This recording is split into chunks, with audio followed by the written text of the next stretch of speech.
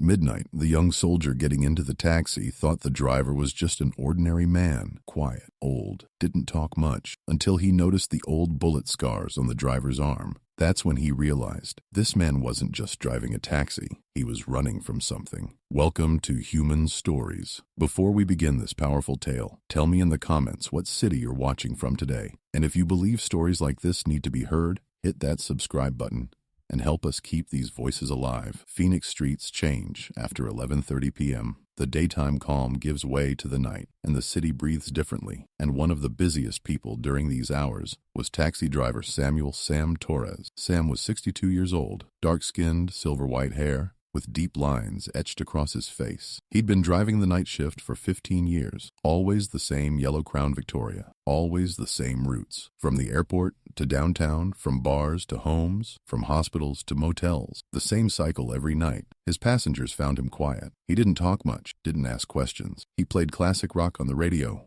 low volume. He only spoke when necessary. "Where are we going?" or 1650, that was it. Some found this rude, but most were grateful, because people who take taxis at night usually don't want to talk. They want to be alone with their troubles, and Sam understood that. But tonight would be different. Tonight, his past would catch up with him. At 1:15 a.m., a young soldier emerged from the gates of Phoenix Military Base. He wore ACU camouflage, a backpack on his shoulder, and deep tension etched on his tired face. Danny Martinez, 24 years old, was a Marine who had just returned from Iraq. Danny saw Sam's taxi on the street and raised his hand. Sam stopped. "Phoenix downtown," Danny said, settling into the back seat. "Greyhound bus station." "Got it," Sam said without turning around. He started the meter and pulled away. The first 10 minutes were silent. Danny looked out the window. Sam drove. Eric Clapton's Tears in Heaven played on the radio. Very slow. Very melancholy. Danny was exhausted. He'd spent 15 months in Iraq and had only returned yesterday. Now he was going to California to see his family, but his mind was confused. What he'd seen,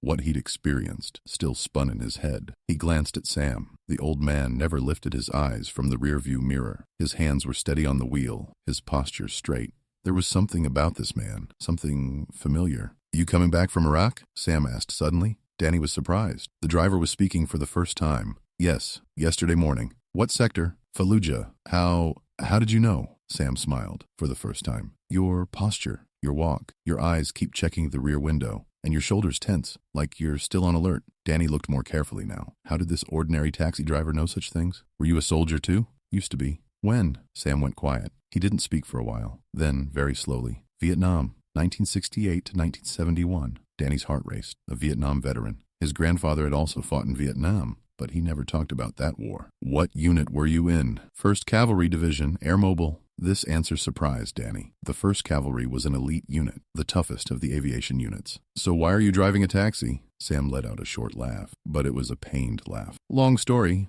That's when Danny noticed. As Sam moved his arm over the steering wheel, he saw marks that looked like they'd emerged from tears in an old uniform. Round, whitish marks, bullet scars. Danny held his breath. He recognized these marks. He had similar marks on his own body. Were you wounded there?" Sam gripped the steering wheel a little tighter. "Everyone got wounded there." "How badly were you wounded?" Sam hesitated. Then he raised his right arm, rolling up his shirt sleeve slightly. Danny couldn't believe what he saw. There were at least 5 bullet scar marks on the arm. Old, faded, but distinct. And that wasn't all. There was a deep cut mark on his wrist, a long line extending to his shoulder. "Jesus Christ," Danny whispered. "Language," Sam said calmly. "No swearing in the car." Danny apologized, but he was still in shock. How did these happen?" Sam went quiet. For a long time, he didn't speak. The taxi continued through Phoenix's empty streets, only the engine sound and radio audible. Finally, Sam spoke. "What did you see in Iraq?" Danny thought. "A lot of things. IED explosions, sniper attacks. Our buddies got wounded. Some didn't come back." "How many did you lose?" 3 from my squad." Sam nodded. "I lost my entire team." This sentence hung in the air. Danny couldn't say anything. Tet Offensive, 1968, Key San Base. We were in a 12-man Huey helicopter. We went down. Only I came out. Danny's mouth fell open. 11 of my buddies died. I should have died too, but somehow I survived. My arm was shattered. My leg was broken. I had shrapnel in my head. I stayed in the jungle for 3 days. I drank my own blood. Danny started trembling. This man wasn't just an ordinary taxi driver. This man was a war legend. So, So how did you get rescued? Delta Force found me, but by then it was too late. Too much had changed. Memories came alive in Sam's mind. It was like he was reliving that terrible day again. Quezon Base, January 1968, the beginning of the Tet Offensive. Sam was 22 then, Specialist Samuel Torres. He was one of the most experienced helicopter crew members of the 1st Cavalry Division. That morning was supposed to be a routine reconnaissance mission. The 12-man team would take a Huey UH-1D helicopter to the northern border to observe Viet Cong movements. It was a simple mission. They called it a milk run, as easy as delivering milk. But nothing was easy that day. The helicopter had been in the air for 20 minutes when all hell broke loose. RPG rockets, AK-47 bullets, machine gun fire. The enemy was prepared. They had set a trap. The pilot, Lieutenant Richards, was doing everything he could, but the helicopter's tail rotor had been hit. They were losing balance. Mayday! Mayday! The radio operator was shouting. Quezon 6-4, low altitude, emergency landing. Sam was firing with an M60 machine gun from the back door. They were completely surrounded by Viet Cong, but somehow he had to keep firing. When the helicopter crashed, the world collapsed on his head. Sam had lost consciousness. When he woke up, there was fire everywhere. The helicopter was burning. The crew was scattered. Most were dead. His right arm was crushed. Blood was flowing from his head, but he was alive. He looked around. Pilot Richards was dead. Mechanic Johnson was dead. Radio operator Martinez, same last name as Danny, was dead. They were all dead. Only he was alive. And the area was full of Viet Cong. Sam hid in the jungle for 3 days. Wounded, thirsty, hopeless. He licked his own blood. He ate insects. He had a fever so high, he was delirious. On the 3rd day, a Delta Force team found him, but by then Sam was a different person. The sole witness, sole survivor, sole bearer of the deaths of 11 buddies. After that day, Sam said, nothing was ever the same. Danny listened silently. He was thinking about his own Iraq experience. He had lost 3 buddies. Sam had lost 11. What happened after you got home? I stayed in the hospital for 8 months. Physical therapy, mental health treatment, but there's no treatment for mental wounds. Did you go back to your family? Sam gave a pained smile. What family? My girlfriend had married someone else. My family didn't recognize me.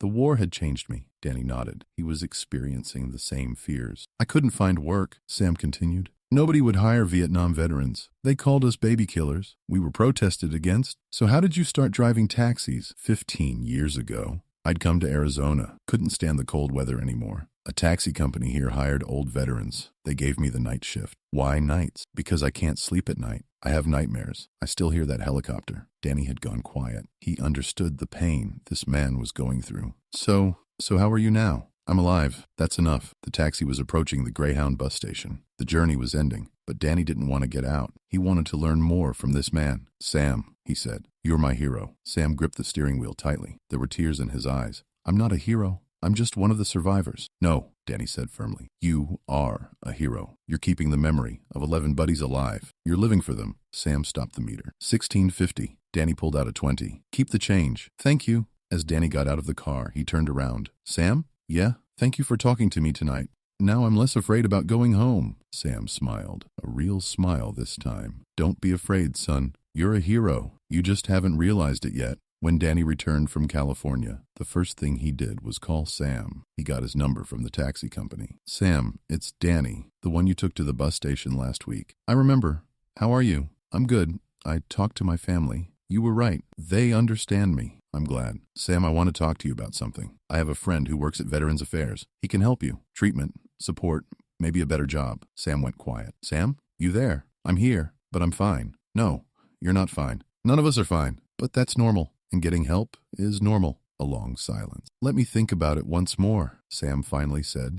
Sam wasn't driving night taxis anymore. Thanks to the VA, Veterans Affairs, he'd switched to day work. He was getting therapy. He was taking his medications regularly. And most importantly, he wasn't alone anymore. Danny visited him every week. They both talked about Iraq and Vietnam. The more they shared, the lighter they felt. Sam had joined a veteran support group in Arizona. There were Vietnam, Iraq, and Afghanistan veterans there. Everyone shared their own story. For the first time in 40 years, Sam had told his story. He had said the names of his 11 buddies. He had told how they died, and he had cried. The group had applauded him because he had finally told the truth, shared the burden. Danny got married a year later. One of the most important guests at his wedding was Sam. Sam sat with Danny's father, sharing old war stories. During the dancing, Danny approached Sam. Sam, I'm lucky I met you that night. I'm lucky too.